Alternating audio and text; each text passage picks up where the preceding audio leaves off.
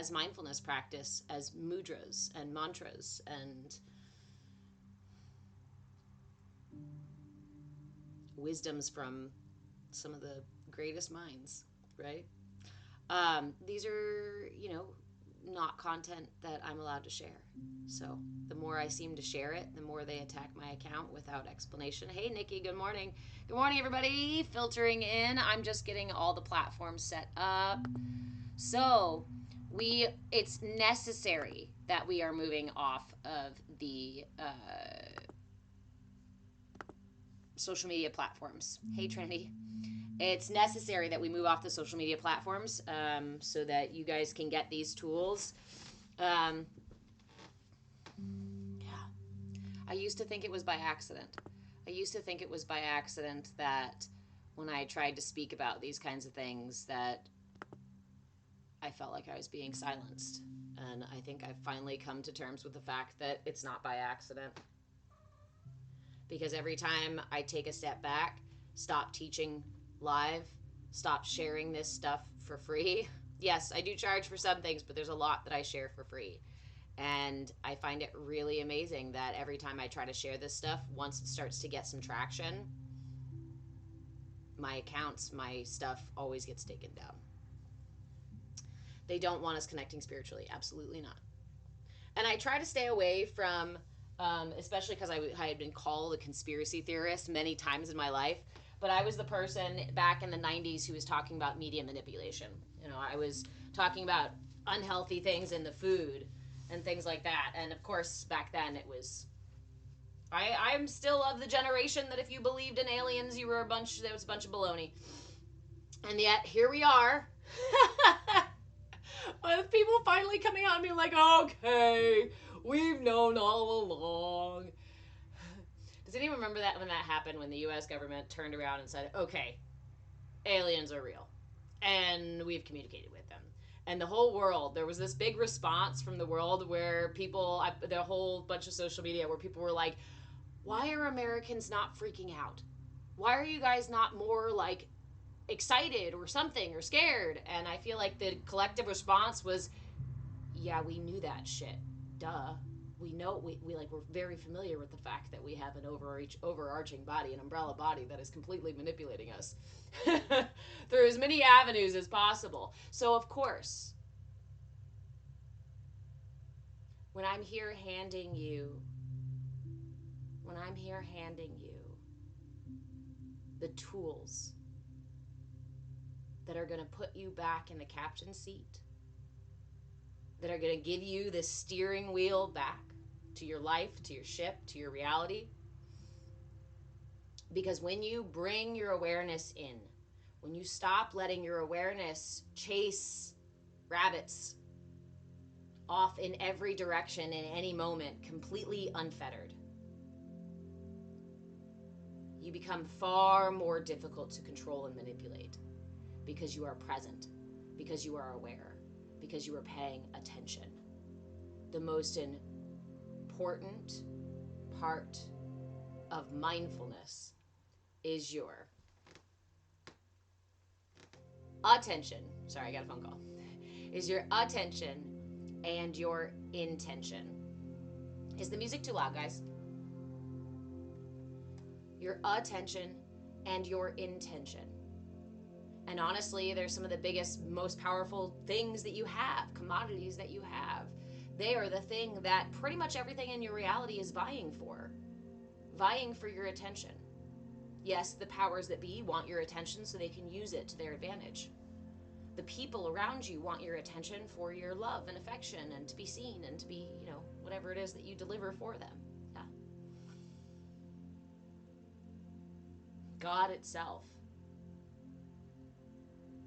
is constantly asking for your attention. Look at that ray of sunlight. Look at the vibrant color on those petals. Look at the way the moonlight dances on the ripples of the river. Do you see? Do you see?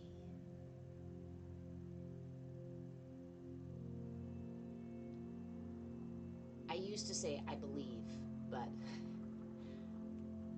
I've come to a place where now I say, I know. I know that if we give our attention to these things, the moonlight on the water, the butterfly on the breeze, the sunlight through someone's hair, they bring us a different experience of reality. They bring us a different experience of reality on a visceral, tangible level. On a visceral, tangible level, they change our experience of reality itself. Ever find yourself harried and busy and frazzled and confused and overwhelmed? We rarely find those feelings when we're watching the moonlight dance on the ripples of the water, don't you think?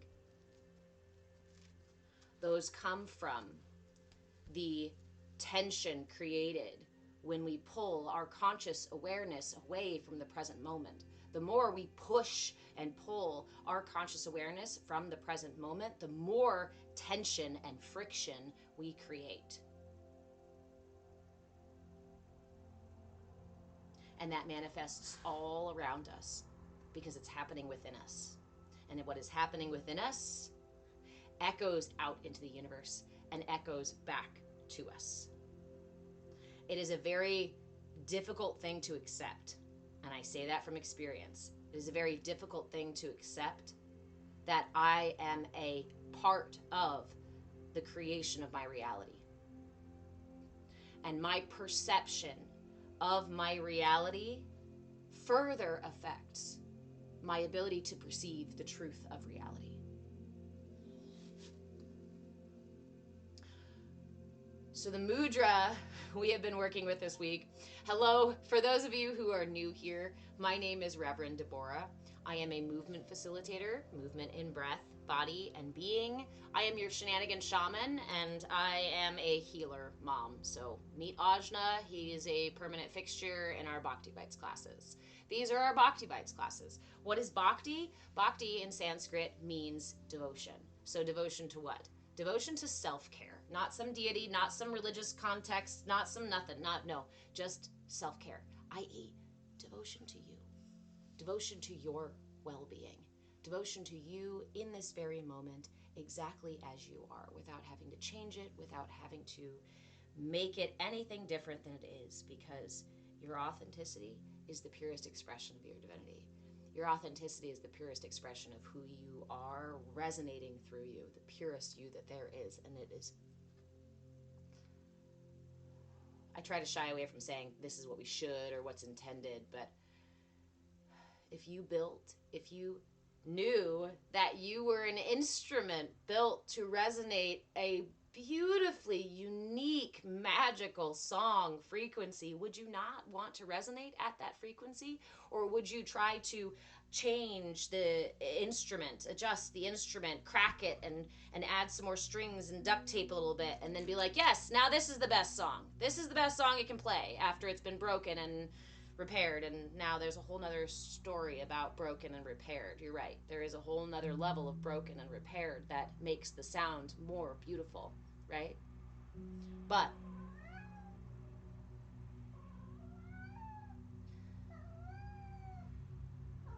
the purest expression of that energy is your authenticity.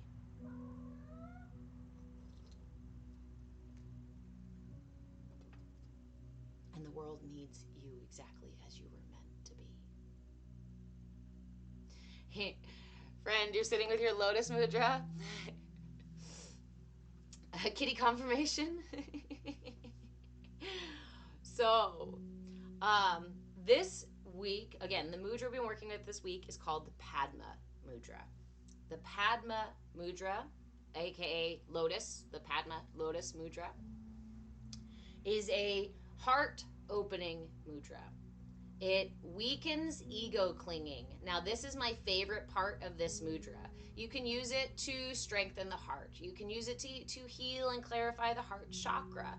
You can use it to settle the mind. You can use it to balance your immune system. It does a lot of really beautiful things. But for me, the most powerful part is that weakening ego clinging.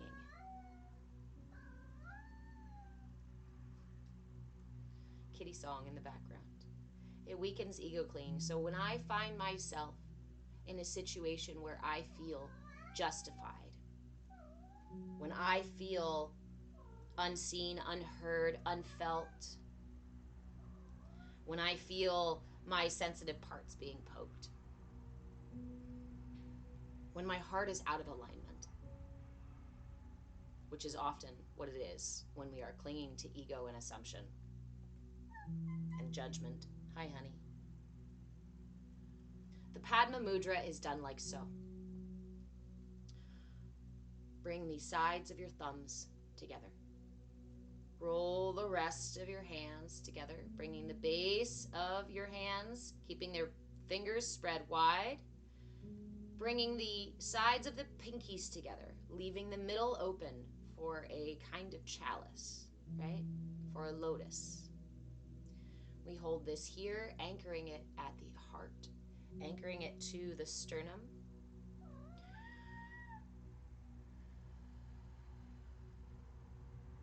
Now, I always remind you, please modify as necessary. If this causes you discomfort to anchor the mudra directly on the sternum at your heart, I invite you to modify a little bit to see what works for you, right?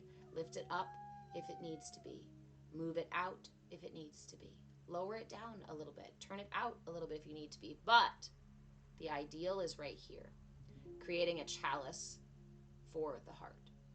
A chalice for divine energy to flow into and through the heart, clearing the heart chakra. Remember, the chakras have a front and a back. So my heart chakra front is here, the back is directly behind it. And in our meditation today, we're going to do a visualization to clear through this heart chakra, weaken that ego clinging, soften the ego clinging, release our attachment to ego. When you are ready, if you would like to join me for a 5-minute meditation with our mudra, remember that it's always recommended that we hold mudras for at least 5 minutes to start really feeling the benefits, receiving the benefits from them. You can hold them 5 minutes to 45 minutes, or some of them for much longer if you'd like to. It's up to you and what's available to you. If it's available to you to close your eyes, go ahead and do so. You can be seated, you can be walking, you can be laying down for this mudra. You don't have to be upright. I do prefer it because it helps me stay aware and attentive to my practice. So, go ahead and grab your mudra, anchor it at your heart or very close to. Gently close your eyes, and we will begin our practice with 3 deep breaths.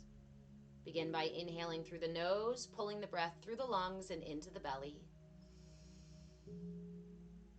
And sigh it out.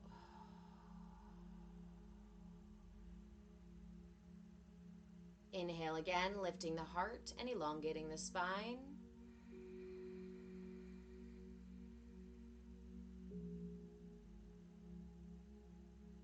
And release. Last one, take a big deep breath in through the nose, expanding the rib cage in all directions, front, sides, and back. Really breathe into your chest cavity and hold at the top.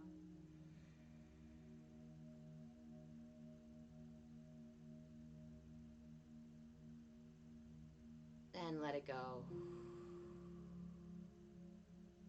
Now seal the lips and take a few moments to anchor yourself into this practice by following the breath.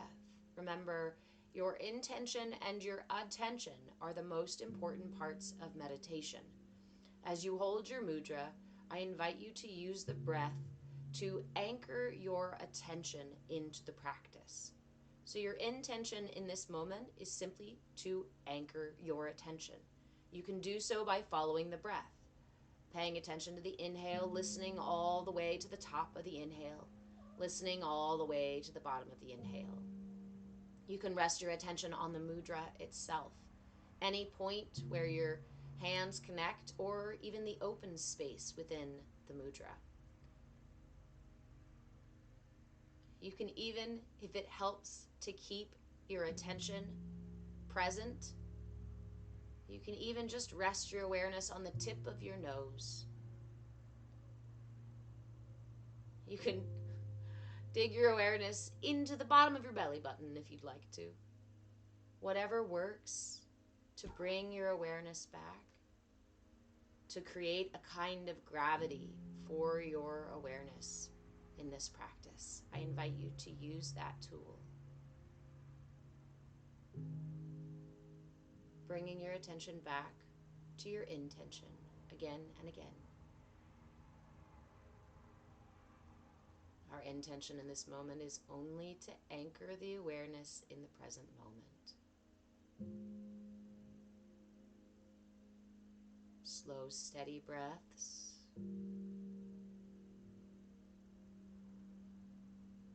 Holding your mudra with intention, not by creating tension. You don't need tension in the hands or the fingers. We keep the mudra open with the intention alone.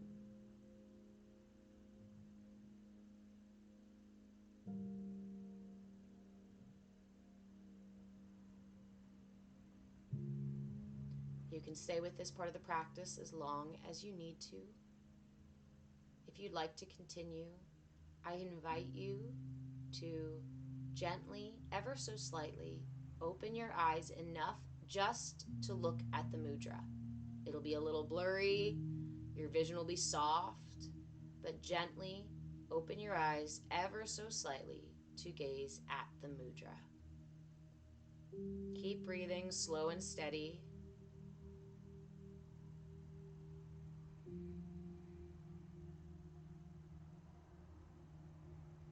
As you gaze at the mudra now, I invite you to invite divine prana, flow, source energy, universal life force, whatever you want to call it. Invite that energy to pour down into this chalice, to pour down over your Padma mudra, into the lotus. Bring your attention to this part of your practice. If it works to visualize it in your mind, do so.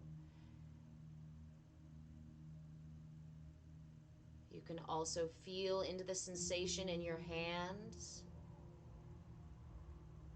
You can also simply just repeat to yourself, I receive divine prana, or whatever term works for you.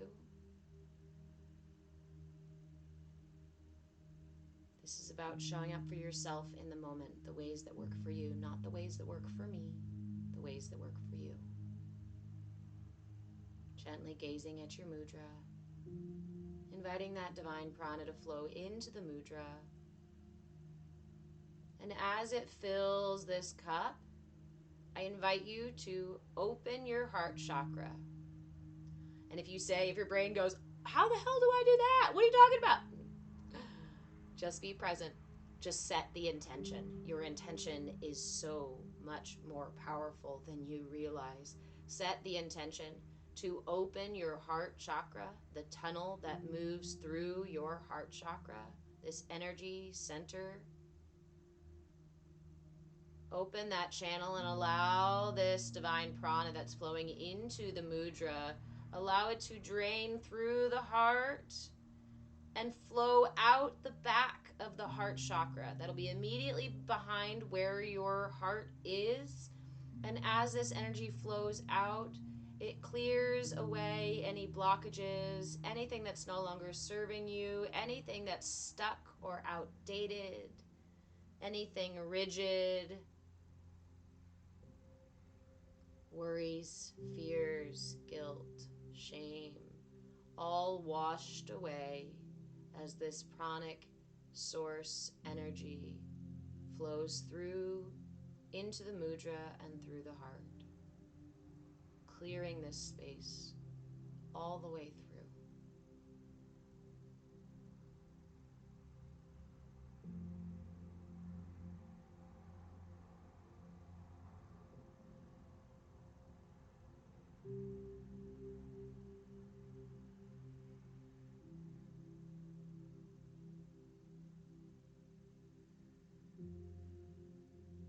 Just take a few more breaths here with this part of the practice.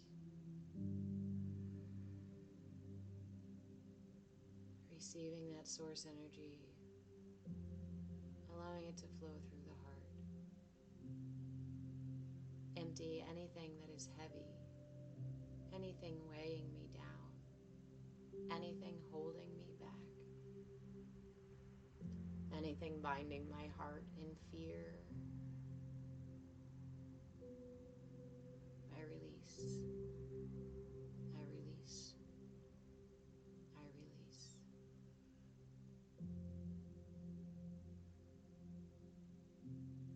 Since each of us are beautifully unique, if you need more time with this part of the meditation, please stay here as long as you would like.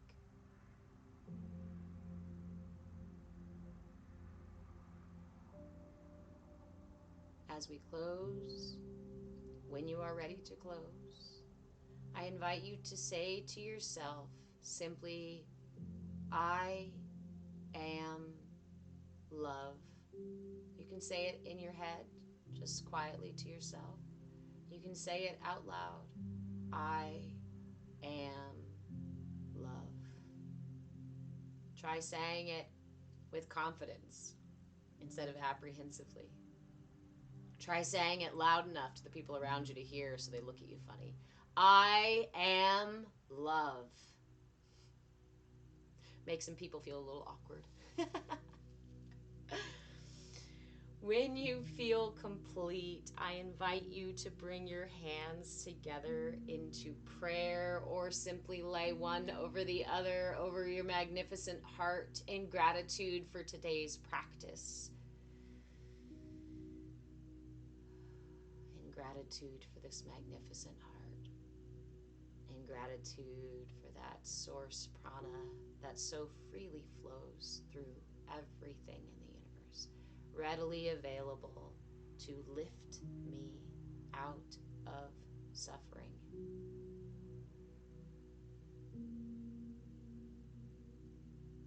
Offer yourself a little gratitude for taking the time for self-care today. I'm so proud of you for showing up for yourself. You are so fucking worth it. And thank you so much for taking the time to join me today. When you are ready to come out of meditation, and only when you're actually ready, please stay here as long as you can. When you're actually ready to come out, please do so slowly. Offer yourself some wiggles, some stretches. Eyes open only when you're really ready to come out of meditation. Yes, Jersey Moon, I am.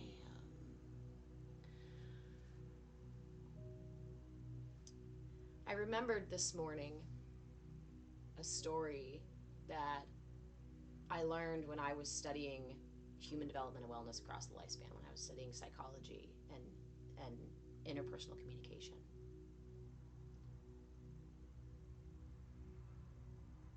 And it highlighted so well the way that we manipulate our own reality. We manipulate our own minds. Forget what other people are trying to do. How many ways we manipulate ourselves into believing our truth.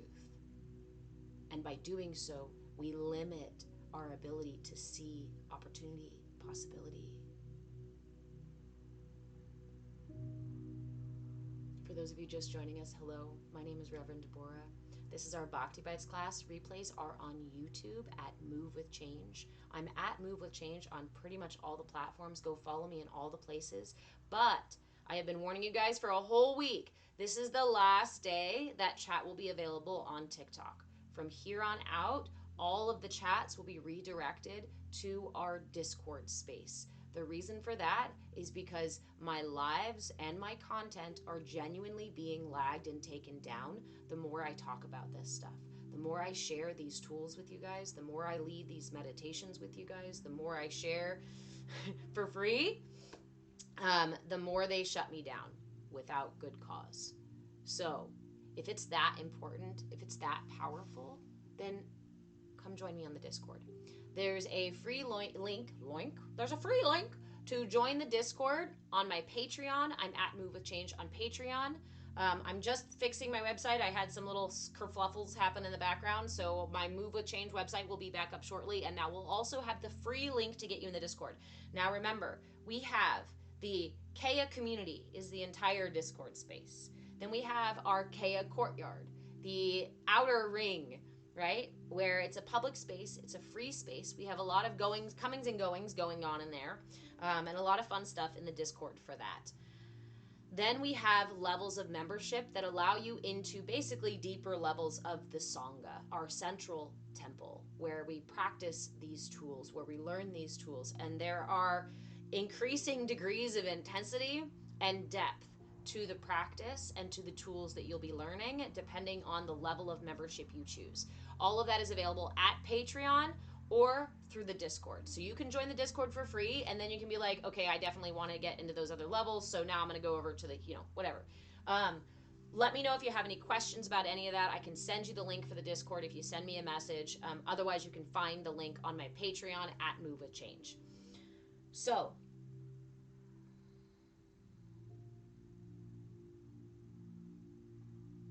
the free classes will continue. The chat will be in Discord.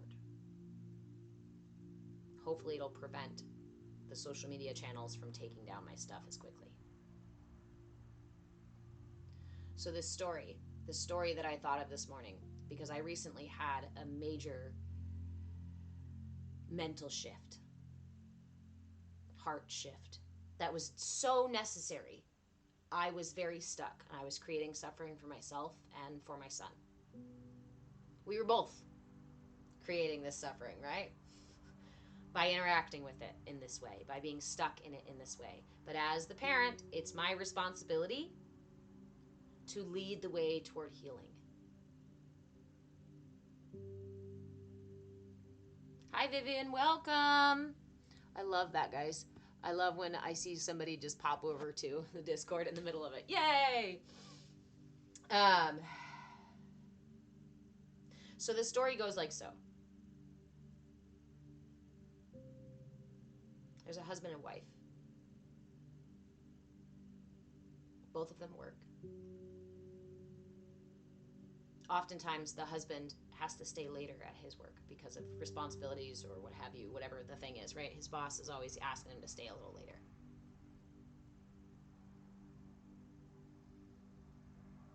Usually he says no. But lately, he's been saying yes. Lately, he's been staying late. Lately, he's been staying far later than he usually does, than he even would in the past. And as this continues for most of a week, right? The wife starts to think to herself, why is he staying late? What the hell, right? She starts complaining about his boss to him. But she thinks in her head, this little tiny thought takes hold and says, what if he's cheating on me? Right? Just a random thought. The only other evidence she has really is that he's staying late. So she holds this thought in her head and she begins to look for evidence. Because you can't just outright ask somebody that, right? You got to look for evidence. Surely he would lie. So she starts digging through his things. Continues complaining about his boss because hopefully he'll answer. He'll give some excuse. He'll give himself away, right? So she starts investigating. She starts digging in. And all this while, The husband notices a shift too. And he says to himself, we've always had this really great supportive marriage, and just in the last couple of weeks, she's been really on me about my job, about my boss in particular. I don't even know why she's having such a, what's the deal with that, with him in particular, right? So he starts getting a little distant as she continues to push away, and she takes his distance as more evidence. You guys know where this is going, don't you? Levitate. It's not relationships themselves that cause this situation. It's not the shovel that digs the hole. It is the people in the relationship who start with assumption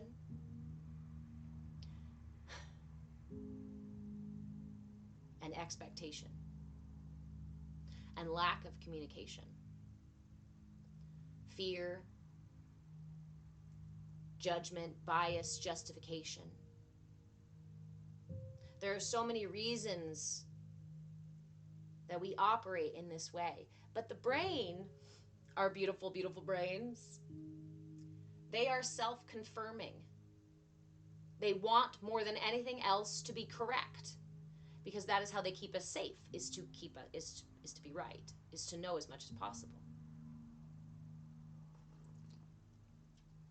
So as the wife looks for evidence, and as he pulls away, seeing her curious, odd behavior, distrustful behavior, a chasm grows between them. And I'm sure we all know that these kinds of feelings, these kinds of thoughts, these kinds of things can fester until they completely destroy a relationship.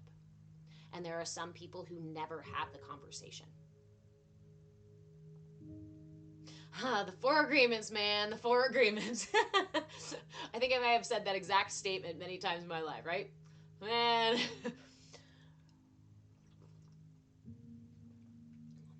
So, the important thing is to develop the skill to notice when this starts to happen. Develop the ability to catch your thoughts when they run off with themselves without justification, right? The ability to perceive that you're making an assumption or a judgment and then communicate that one. And be willing to be vulnerable. Be willing to hear answers you might not want to hear. Be willing to let go of your assumptions enough to hear someone else's truth.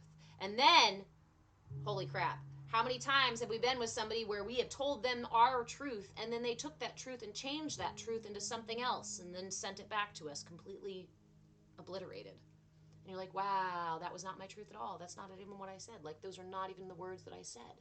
This all happens in the mind. It all happens within us. So my indication oftentimes is that feeling of justification. When I feel justified in yelling at someone, I feel justified in pulling away my affection. Sorry about your nose.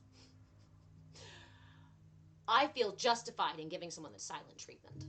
I feel justified in sending that nasty text. That is almost always an indicator that I am operating from a place of such assumption, judgment, bias, expectation, not in the collective reality, the shared reality. All these things only lower my frequency. Yes, exactly. But just like the energy of low frequencies has a kind of weight to it, right? It's so easy to slip into shitty behavior, we say. It's much harder to maintain good behavior, right? But really, this low energy, it has a gravity. Absolutely. It has a pull, right? Like a black hole. But there's also a gravity, a pull on the other end. You've just got to get yourself through that middle ground. The middle ground where you're still being pulled down into those ridiculous arguments, into mental chaos, into frustration, anger, judgment, guilt, and all of these energies that make you go, ah! That cut you off from love, that cut you off from your life force, that cause literal pain and suffering, as well as metaphoric and physical and, all of it.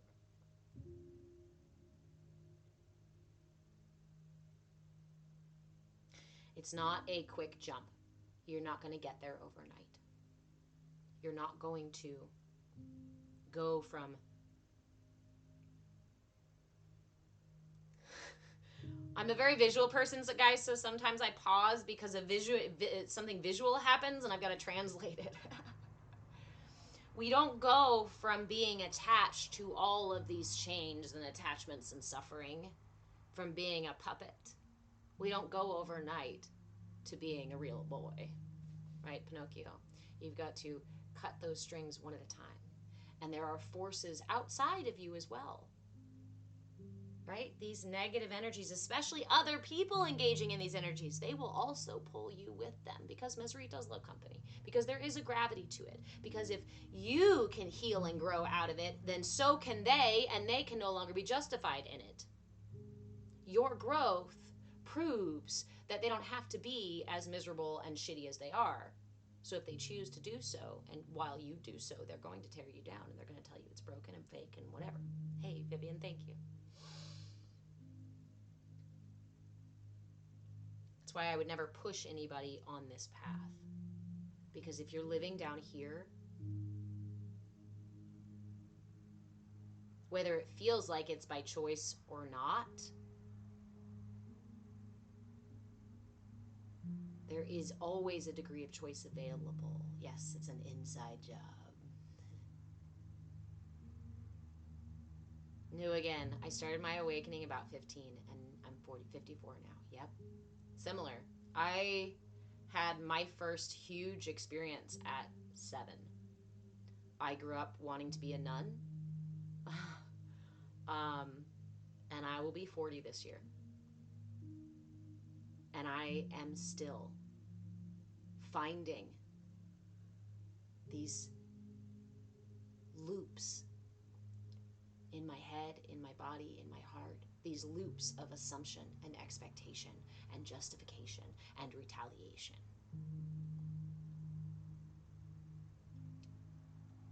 I guess that this is the truth.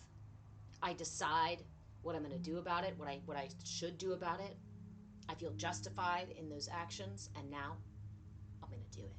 I'm going to send that nasty text. Every time you do, it just goes sink. You sink a little lower. That is a choice. That is a choice. Staying here is also a choice. No matter how heavy this feels, and I'm not talking from the place of somebody who's never experienced depression or anxiety. I live every day with PTSD. I live every day with things that the doctors would like to medicate. Unfortunately, the medication makes me feel far worse, far more disconnected. So I turned to, as cliche as it sounds, I turned to God. I turned back to my spirituality.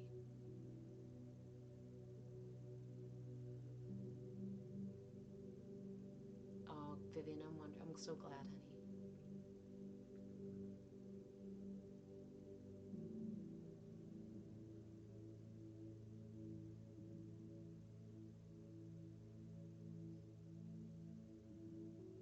I'd like to keep you too. I like that. Keep you.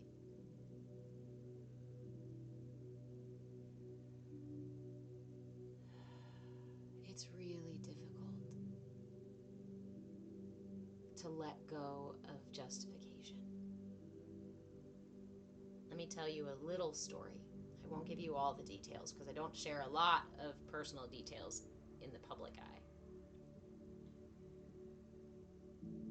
I've homeschooled my son pretty much all of his life. He's about to be 8. We have traveled. We have had adventures that some kids never get to have. He's lived in 7 or 8 states. He's seen so many amazing things. And that was our plan, right? Was to keep adventuring. I love to travel. My job allows me to go anywhere and do whatever I want, right?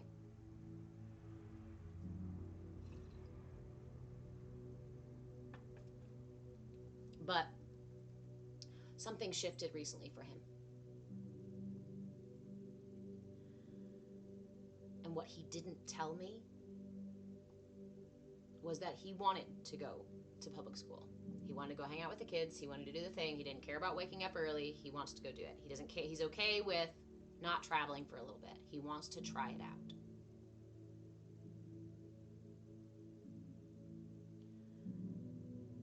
But in his desire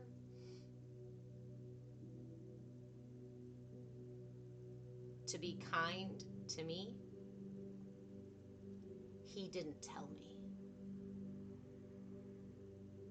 He didn't tell me. There's a lot of reasons why I used to work in the public school system. I went through it. There's a lot of reasons why I homeschool. And a lot of them are very good reasons, and ones that I really don't want to give up. Really. But the realization that my almost 8-year-old was not telling me what he wanted, what he really wanted to do, because he was afraid of hurting my feelings.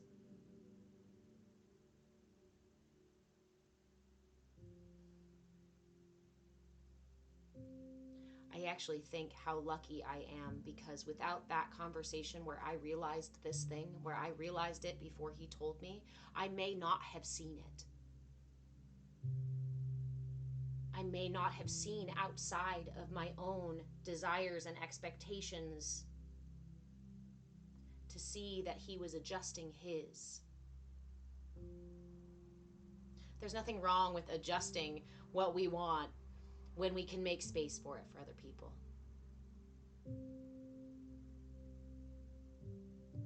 But it's also really important, again, as the parent here, to encourage him to be authentic, even if it might hurt somebody's feelings. I said, hey buddy, you're going into public school. You need this skill. You gotta be able to be you, even if it hurts somebody else's feelings. Even if somebody else thinks that who you are is wrong or terrible or gross or ugly or whatever it is. The ultimate paradox, right? A beautiful paradox of life. Yes, we should care about other people's feelings, but not to the degree that we deny who we are, that we deny our truth. And conversely, we don't weaponize our authenticity such that we harm others intentionally with it, or prevent others from being their own authentic selves. Thank you, John.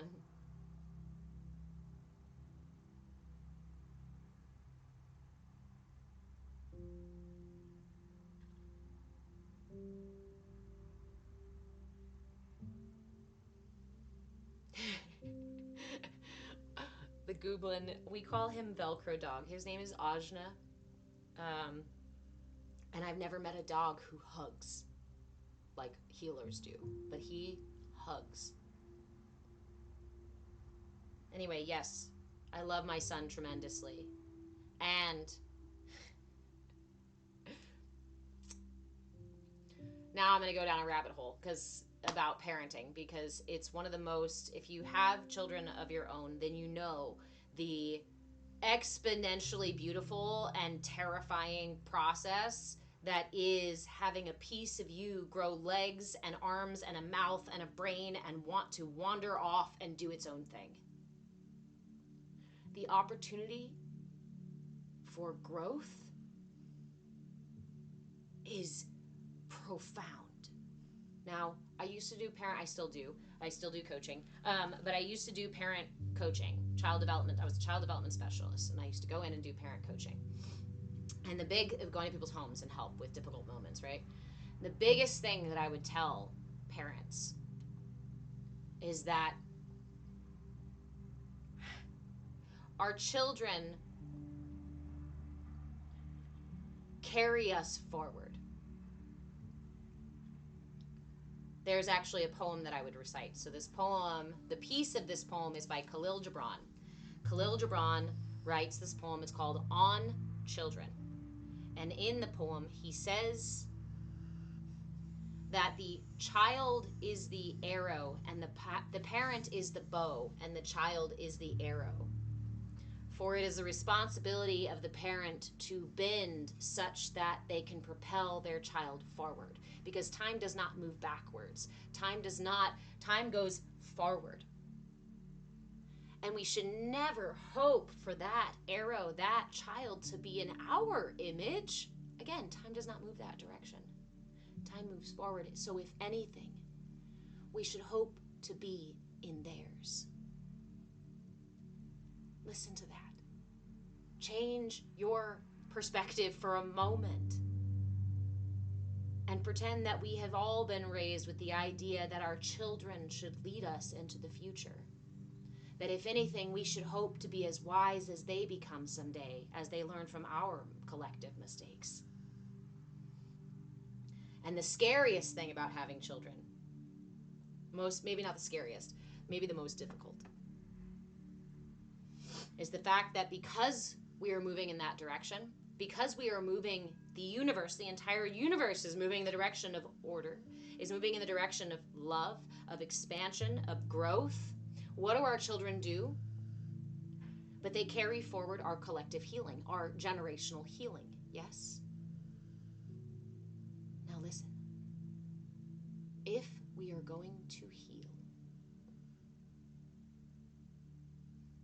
they are going to have to dig up stuff you don't want to look at. What do we know? What do we all know as children of the previous generation, of whatever previous generation it was? There were always things that our parents, our parents' generation refused to see, refused to look at. And then they get mad for the children for looking at it and for yelling about it and for saying, this was fucking gross. This was bad. I can't believe you guys didn't look at this. But they looked at more than their parents did. And their parents looked at more than their parents did, because that is how we heal and grow, because that is the direction of the universe. That is the direction we are going. So, dog, when you decide to have children, expect that those children will suss out the stinkiest, most disgusting, hidden pair of chonies, dirty laundry skeletons that you do not want to look at. The hardest thing for you to see is going to be the thing that they are going to find. And they're going to unpack it and they're going to throw it all around the room until you're willing to look at it, until you're willing to heal it, or until it causes a rift. This is how we heal. Yes, sometimes it's violent. Sometimes it's difficult and scary, and sometimes we lose people. But this is the nature of reality, not defiant children. I could get on a soapbox and start screaming about the way that we misconceive of our children. And by doing so, not only is it such a grave detriment to them, but to our own growth. One of the most powerful catalysts you will ever have in your life for growth is children, even if they are not your own children. Because if you are close enough to them long enough, they will heal you or break you. And that is your choice, not theirs. They do not break you. You choose to let it break you. Hey, dirty little unicorn. New again. Yeah, we teach them how to walk and then we tell them to stop running around crazy, right? And I'm telling you, my favorite thing my favorite thing, as an adult who's trying to uncover my authenticity in under all of these layers of ego and fear and guilt and shame and stories that other people had about me and expectations and assumptions and all of these things I'm trying to wash off. If you want to know how to do that, how to shine so purely, brightly, magnificently authentic, look at a toddler. Look at a 2-year-old who will confidently stand tall, chest out, fists on hips, and tell you what reality really fucking is, with every ounce of godly confidence that runs through them. Now, they may be wrong, but that's not the point.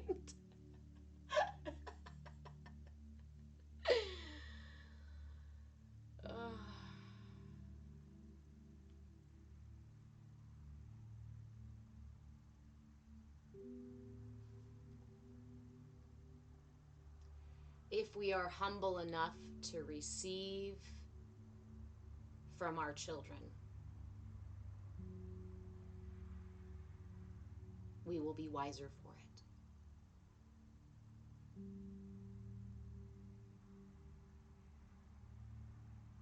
I love you guys.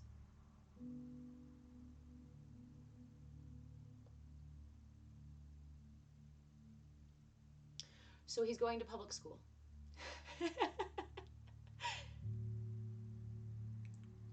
And it's going to make me cry because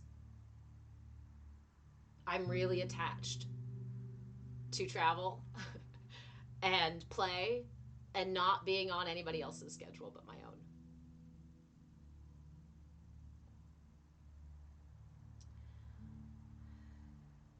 But I almost created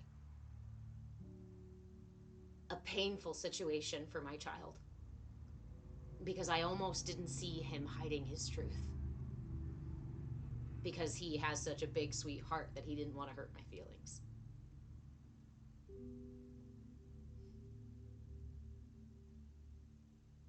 And yeah, it's hard. And yeah, I'm going to have to face the frustration when I deal with teachers and schedules and buses and all that bullshit.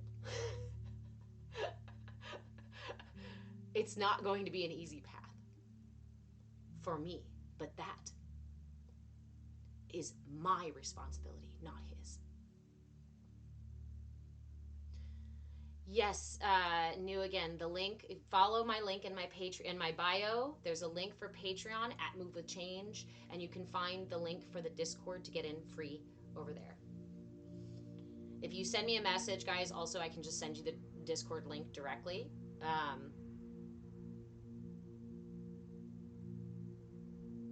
But I'm no longer doing subscriptions here on TikTok. I've got gifts turned off.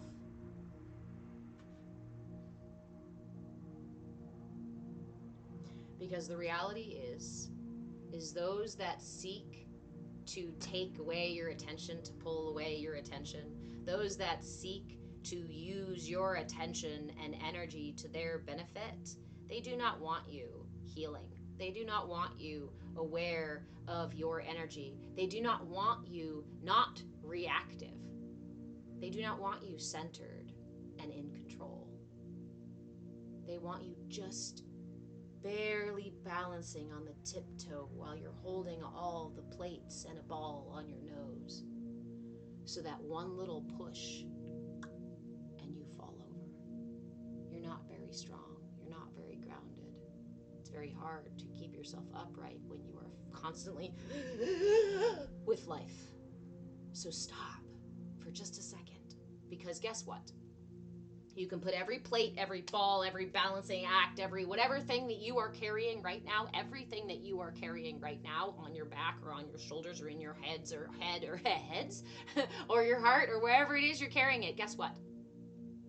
You can put it down. You can pick it back up. You can pick up that project anytime, any day, anywhere. But I invite you to join me in putting it down for at least 5 minutes a day. that little practice, literally just 5 minutes a day. I promise you. Come yell at me if my promise gets broken, okay? Come yell at me if my promise is broken. I promise you, if you commit yourself to practicing 5 minutes a day and do so genuinely with an open heart and an open mind, because if you are certain that the 5 minutes a day won't help you, well, argue for your limitations and sure as shit, they're yours. I invite you instead to spend only 5 minutes a day, because once you start doing these 5 minutes, I promise you that you will want more.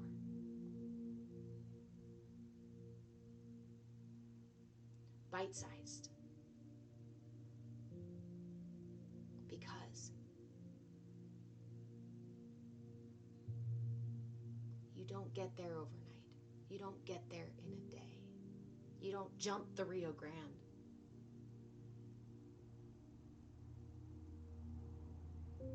We take tiny little steps toward our healing, our growth, our truth, until we are squarely right in the middle of it. So, our mudra again this week is the Padma mudra, the lotus mudra. It is done like so. Bring the sides of your thumbs together. Roll the heels of your hands together, keeping your fingers nice and open, palms wide, and touch the sides of your pinky together, creating a lotus flower or a chalice here in your hands. Anchor it to your heart. Use this chalice, use this lotus to receive divine prana, source energy, to open your heart so that your heart can confidently and clearly lead you forward, because this is your guiding light. 5 minutes, that's it. 5 minutes with your mudra, okay? 5 minutes a day, and then come join me on Monday for Bhakti Bites again, where we will have a new mudra. I do a new mudra every week. If you missed today's mudra and today's practice, please go over to YouTube. If you would like to see previous classes, go to YouTube. If you would like to watch me live on YouTube, go to YouTube. Please go follow me on YouTube. I'm at Move With Change on YouTube. I'm trying to cultivate that channel so I can offer more content on a channel that one doesn't lag my content quite as much. So it's a better platform for me. But come join us in the Discord. The Discord link is in my Patreon at Move With Change. Grab a membership level if you would like to get into our weekly group coaching classes, twice weekly group coaching classes, weekly deep dive practice sessions. If you would like to access all of my workshops, I sell my workshops externally when I create them. FYI, there is a Conscious Connection workshop available in my Patreon. My Patreon, or the Conscious Connection workshop, is a mini workshop on tantric partner breathing. Okay, and you can do this with a romantic partner. You can also do it with a platonic partner if you're that comfortable with them. But it's a really amazing workshop. It's a powerful, powerful, powerful practice. So please make sure that you are doing this practice with somebody you trust and feel safe with. That workshop is available on my Patreon. I will be finishing up and releasing again my chakra workshop. The chakra workshop is about the entire energy body. I teach you about the entire energy body, the way that the energy moves through the body, through the chakras, up and down the central energy channel, and through the minor channels. And then we go over tips and tricks and tools and helpers to clear, ground, balance, and protect your energy body. This is the powerful shit that the universe, the universe lets me speak about this. The universe supports me when I speak about this. But when I go out into the world, the matrix does not. The matrix does not like me talking about energy work because it is that fucking powerful. And I'm not the type of person to be like, ooh, scary things. But I am so frustrated a little bit. This is what you're hearing, my frustration. Because multiple platforms now are taking down my stuff. Multiple platforms now are lagging my content. I am tired of fighting through this stuff. So if you guys want to learn this stuff, most of it is going to be in our Discord. Most of it is going to be on the Patreon page. If you would like to work directly with me, you can sign up for that on my Patreon. Again, come into the Discord. There's a lot of free stuff happening in Discord, including things like recipes. What I've got the mudras all in there. We've got a dance hall. I've got Stop talking about the sangha. It's really beautiful. I love the CAYA community. So come join us, please, on Discord. Otherwise, we have group coaching at noon Pacific time. So for those of you who are Sangha stewards, level membership and higher, the Zoom link is in the Sangha coaching channel. But if you can't find it, send me a message. We'll be on Zoom at noon. And then I will have the Astrology Weekly Peekly up and posted for those of you who are on the Sangha Seeker membership level and above. You guys get access to my Astrology Weekly forecast. And if you're on higher memberships, again, I also use astrology for coaching. So if you're interested in deeper astrology readings, chart readings, discussion, and using your natal chart to work through your current day stuff, you can come sign up for coaching with me on my Patreon as well. Is there anything else?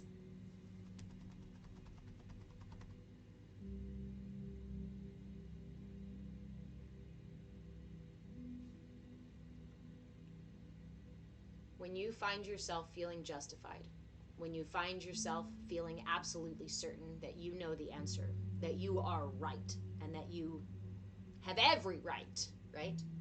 Right. Sit with your mudra. Bring this mudra in when you're feeling stuck, hurt, confused, lost, or alone.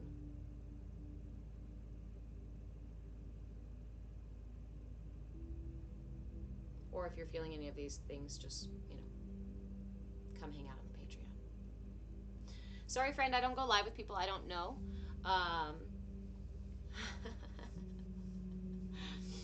Well, I want everybody to know what's available. This is the closing of my Bhakti Bites session. So as we close Bhakti Bites, I always let everybody know where they can get more, because I teach 4 free classes a week on social media. TikTok, Kick, Twitch, and YouTube. We chat on the Discord. We've got a lot of amazing, fun things happening for free in the Discord. And we also have deep dive Sangha work, temple work, mindfulness work happening at different levels of membership. So, thank you guys for the follows. Let me know if you have any questions. If you want replays, go find them on YouTube at Move a Change. I'm going to go. My kid's still sleeping, so I'm going to go jump in bed with him and attack him with snuggles. That's going to be the rest of my Saturday. Okay. I love you guys. Reach out if you have any questions. T-Troll says I love you. Have a wonderful Saturday.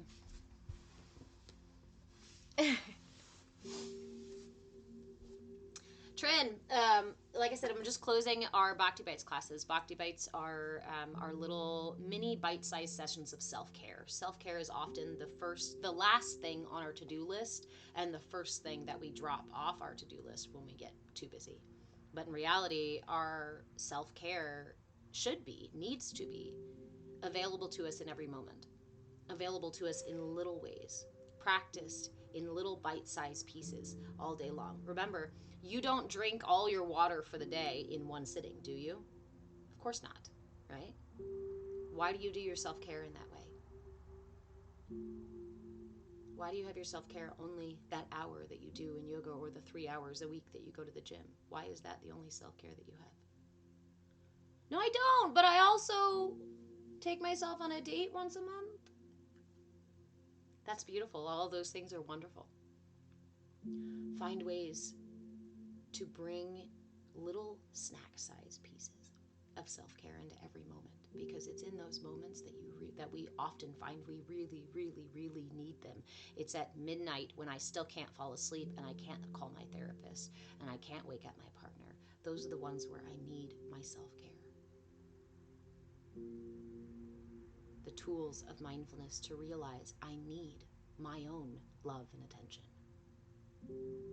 Put that into practice. Giving yourself first the love and attention and care you need. Because not only does it build this beautiful relationship with yourself, but it makes the love and care that you receive from others exponentially more powerful. I love you guys. I hope you enjoy your Saturday.